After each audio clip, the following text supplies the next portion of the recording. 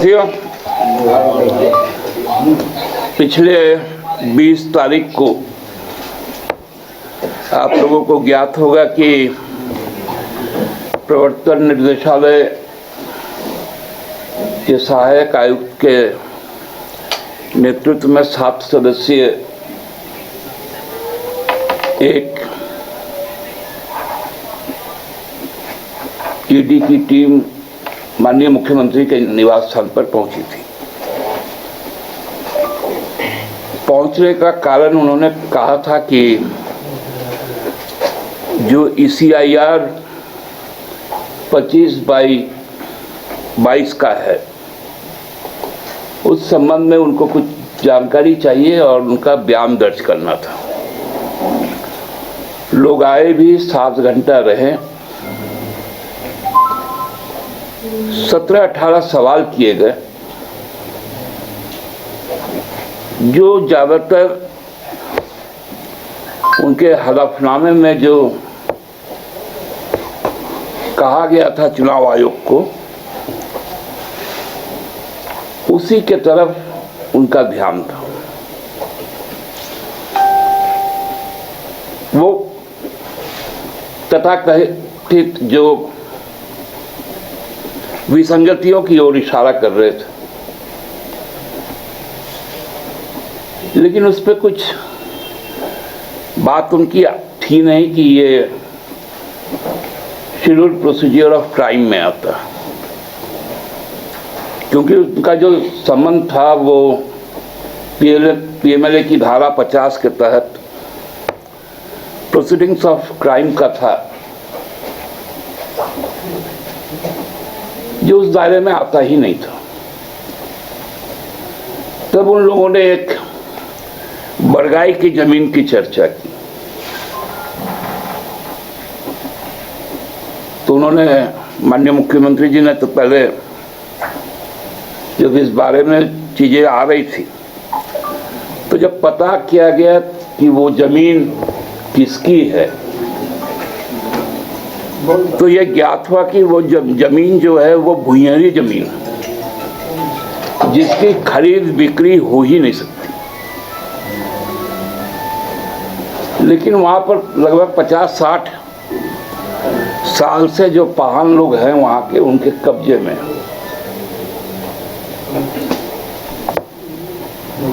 तो उसके विषय में तो कोई, उनके पास भी कोई ठोस जानकारी थी नहीं। अभी पिछले दिनों में जो फिर से समन हुआ कि भाई आप 31 तारीख तक हमारे कुछ और क्वेरीज है, उस पर आपका हमको स्टेटमेंट लेना है, तो इससे कहीं कोई हम लोगों को दिक्कत भी नहीं है।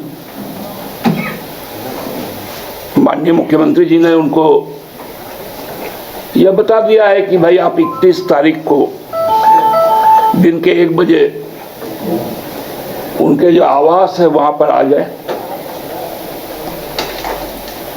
और जो जानकारियां उनको चाहिए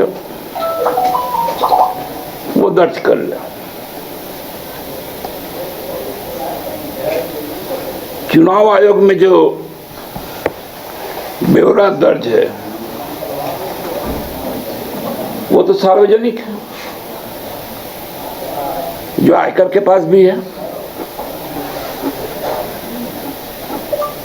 तो वो तो ईडी हमको लगता है कि उसको आधार नहीं बनाती। उन्होंने पूछा था, जो ज्ञात हुआ, कि सौराय भवन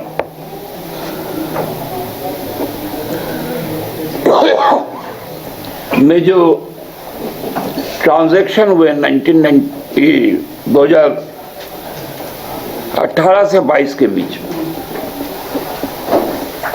तो उस संबंध में भी सारे रिकॉर्ड्स उपलब्ध है और वो माननीय मुख्यमंत्री जी का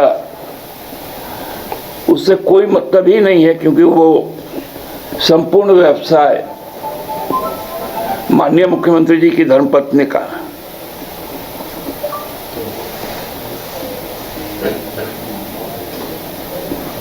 ये मतलब जब कहीं से भी कोई चीजें बनती नहीं है तो हमको लगता है कि इस तरह की चीजें ईडी के द्वारा कुछ राजनीतिक इशारे पर की जा रही है, क्योंकि हम लोग सबको ही जानते हैं कि मुख्यमंत्री जी का कार्यक्रम 1 महीने से लेकर 3 महीने तक का टेंटेटिव शेड्यूल रहता है। कुछ ऊंच नीच हो तो उसमें थोड़ा फेरबदल होता है, लेकिन लगभग तय रहता है। आप लोग जानते हैं कि 2 फरवरी को हमारा और 4 फरवरी को हमारा दल का राजनीतिक कार्यक्रम है दुमका में और धनबाद में।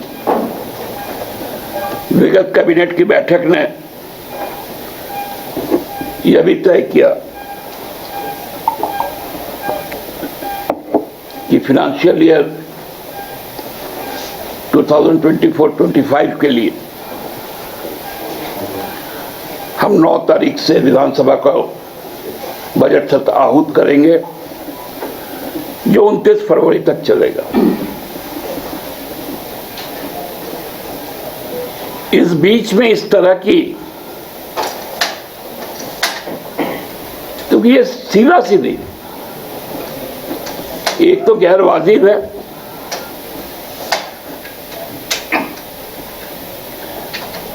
और दूसरा असंवैधानिक भी है, क्योंकि इससे जो लोकतांत्रिक प्रक्रिया के तहत जो जनप्रतिनिधि चुनकर आते हैं उनके अपने जिम्मेदारियों के निर्वहन में दिक्कतें होती हैं।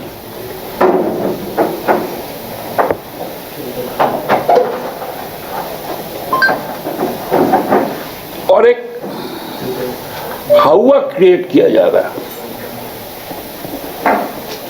खासकर आज सुबह से। व्यक्तिगत काम से माननीय मुख्यमंत्री दिल्ली गए, लौट भी आएंगे।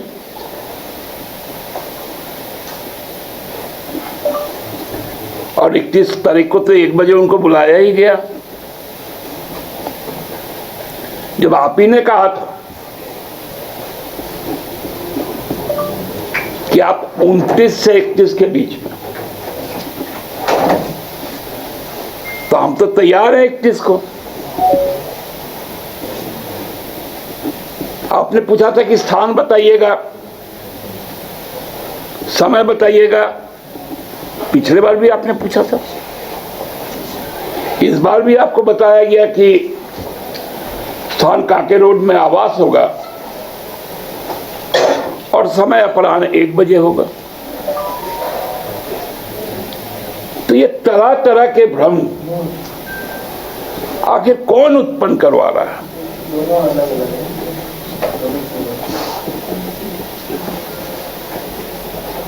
लगातार 2-3 दिनों से राज्य की राजनीतिक परिस्थिति को जिस प्रकार से पेश किया जा रहा है, ये लोकतांत्रिक मूल्यों के खिलाफ। हम तो सर्वदा इस बात को कहते हैं, हमसे जो भी राजनीतिक मतभेद है उसमें लोगों के बीच जाइए, लोगों के बीच तो आप जा नहीं सकते, इसलिए आप अपनी एजेंसी को आगे कर रहे हैं आधारहीन बातों पर।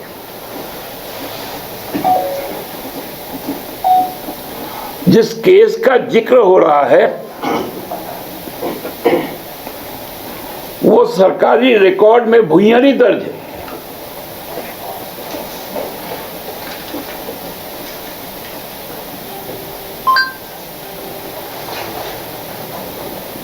तो जो हो ही नहीं सकता उस पे केस का तफ्तीश हो रहा है। बयान दर्ज की बात हो रही है।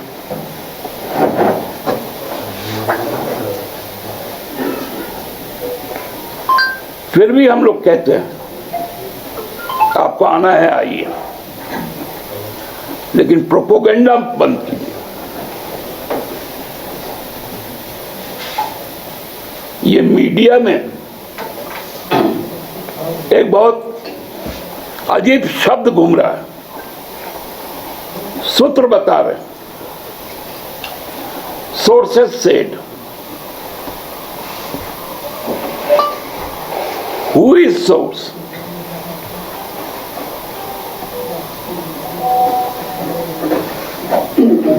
आपकी कार्रवाई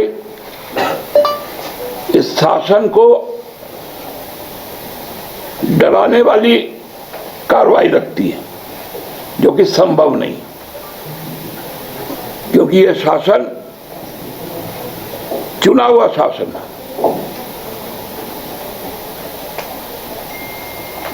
इसलिए आप लोगों से भी निवेदन है कि 31 तारीख को 1 बजे के बाद आप लोग अपना अपना अनुमान लगाइएगा। कृपया राज्य के माहौल को, क्योंकि आप जिम्मेवार लोग हैं, आप यदि माहौल को खराब करेंगे, आधारहीन खबरों का प्रसारण होगा, तो कहीं ना कहीं स्थिति गड़बड़ होती है। धन्यवाद।